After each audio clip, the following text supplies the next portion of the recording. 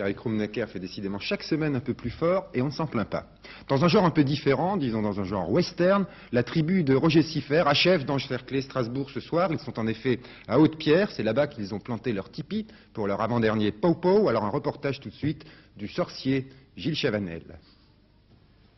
1, 2, 3 verveines, 4, 5, 6, millepertuis, parprunelles et menthes, 7, 8, 9, les pervenches, pas d'enfant le trouve à nous, brin d'amour, un petit brin de notre cœur emporte le bonheur. Hier, les artistes se sont parfois transformés en cerbères. Le public enfant de la Méno a été particulièrement bruyant et dissipé. Mais quelles que soient les circonstances, il faut assurer, et ils ont assuré. Jusqu'à la quête, là, les nerfs ont craqué. Pour rire, bien sûr. Mais c'est soyons Billit, oh kéké. Mais c'est soyons Billit, faut pas te léguer. Du Kirschfonds Fatsterla, oh nicht Fonds. Du Kirschfonds Fatsterla, oh nicht vor dir. Ich geh Fonds Fatsterla, oh nicht Fonds. Ich geh vors Watschele, jetzt komm ich zu dir. Ich geh vors Herrenhaus, und ich geh vors Herrenhaus und ich vors Tor.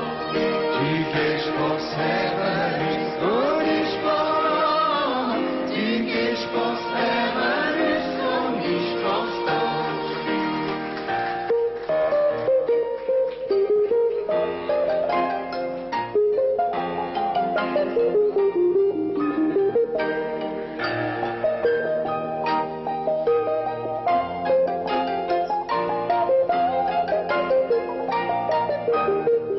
Pour la première fois, hier soir, les flics ont demandé à Jean-Marc de baisser la sono. Les voisins se sont plaints de tapage nocturne. De plus, la Méno a été un des quartiers qui a drainé le moins de spectateurs. Seul moment de vrai silence, comme partout d'ailleurs, la chanson des enfants. Et c'est vrai qu'ils sont mignons sur scène. Ce n'est pas toujours le cas le reste du temps. Leur nounou Arnaud a bien de la patience et surtout une bonne dose d'autorité, mais tous l'acceptent. Au début, quand on a su qu'on allait avoir une nounou, on a tous cru que c'était une vieille femme avec une longue robe, avec des petites roses de partout.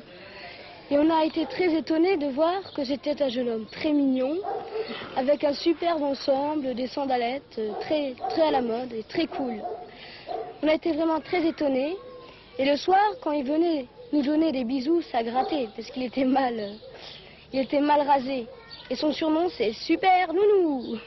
Dernier quartier de la tournée, Haute-Pierre. Un ensemble de 15 000 habitants dont les premiers immeubles sont sortis de terre en 1975.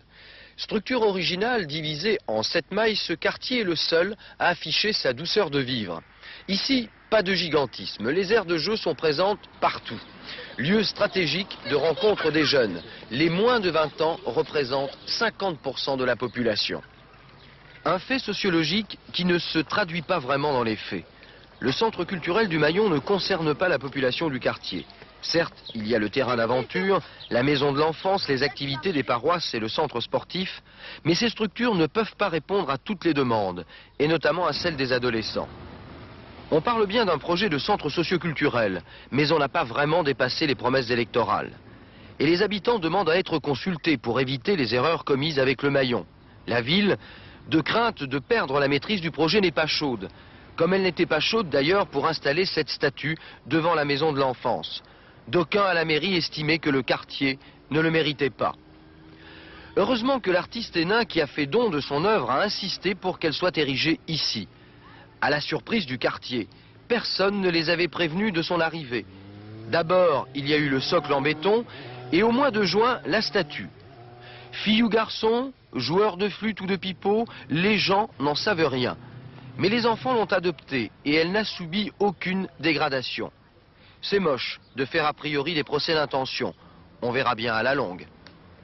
Si la structure du quartier ne favorise pas beaucoup la communication, les mailles vivent un peu en vase clos, il est une population qui oublie les frontières naturelles que sont les axes de circulation et les dangers qu'ils représentent. Ce sont les jeunes. Seulement, si les contacts existent, il n'est pas toujours facile de monter un projet en commun. C'est plutôt un quartier fait pour les enfants. On s'y sent bien, on grandit très bien.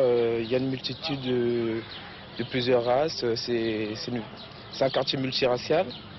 Je suis venu à l'âge de 11 ans et puis bon, j'ai su m'intégrer assez facilement. J'ai même su créer un petit complexe personnel d'activité. C'était un groupe de danse. On a essayé de faire un projet, c'est-à-dire de monter un petit spectacle qui pouvait rassembler tous les jeunes d'Haute-Pierre. Mais ça n'a pas abouti parce que bon, ils n'étaient pas motivés, bon, ils ont d'autres intérêts que les miens. Bon, c'est bien dommage parce que je peux dire que c'est un beau quartier et on peut y faire plein de choses. Ce soir, le spectacle aura lieu comme d'habitude à 21 h sur la scène extérieure du Maillon à Haute-Pierre. Le Brin de Bonheur y invite tous les habitants.